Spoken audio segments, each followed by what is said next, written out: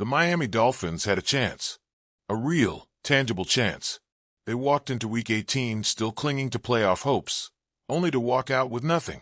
A 32-20 loss to the New York Jets sealed their fate, locking them into an 8-9 finish and leaving an entire fanbase wondering what could have been. Let's not sugarcoat it. This wasn't a roster devoid of talent. This wasn't a team rebuilding, grasping at straws. This was a team that should have been in the playoffs. That should have been competing in January. That should have been more. And yet, when the dust settled, when all the tiebreakers played out, they were left outside looking in. Why? Because one injury to their starting quarterback sent everything spiraling out of control. It was Week 2 against Buffalo, a game that already felt like an uphill battle. And then, in an instant, Tua Tagovailoa was out with a concussion. The offense stalled. The momentum gone. And for the next several weeks, the Dolphins weren't just struggling, they were sinking. It wasn't just one bad game. It wasn't just an adjustment period. It was a complete and utter collapse at the quarterback position.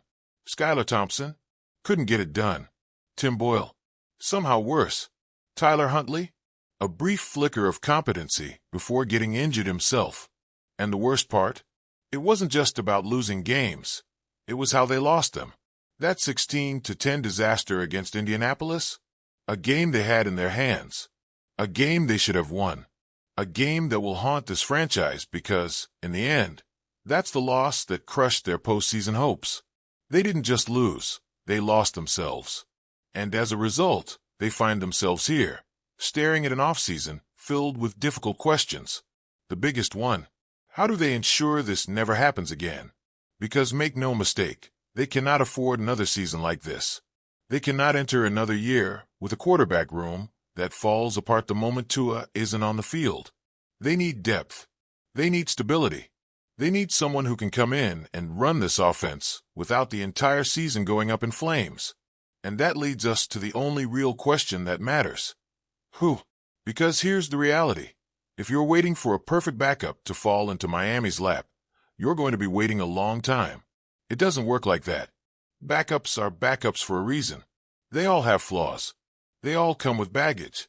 The trick is finding the one who can step in and actually give you a chance to win football games. And that's why the Dolphins should take a long, hard look at Jameis Winston. Now hold on. I already know what you're thinking. We all remember 2019. The 30-touchdown, 30-interception season. The walking contradiction that is Winston, capable of throwing a 60-yard touchdown bomb on one play and an inexplicable pick-six on the next. The guy who embodies everything thrilling and terrifying about the quarterback position. But let's be honest. What are Miami's actual options here? They need someone who can throw the football. Not just 5-yard checkdowns. Not just screens. Someone who, when it's 3rd and long, can actually make a play. Because last year, when Tua went down, that ability vanished from this offense. Winston, for all his flaws, can do that. Think back to last season with Cleveland. The Browns weren't supposed to beat the Ravens. They weren't supposed to go into Baltimore and pull off an upset. But Winston, he stepped up. 27 completions, 334 yards, 3 touchdowns, and a 29-24 win. He won them that game. That's what Miami needs. Not perfection. Not a savior. Just competency. Just someone who can walk into a game and not look completely overwhelmed. And let's be real. Who else is out there? Justin Fields? Could be a fantastic backup, but he'll get a shot at starting somewhere. Sam Darnold? His 2024 resurgence probably just made him too expensive. Daniel Jones? Unreliable and overpriced. Russell Wilson?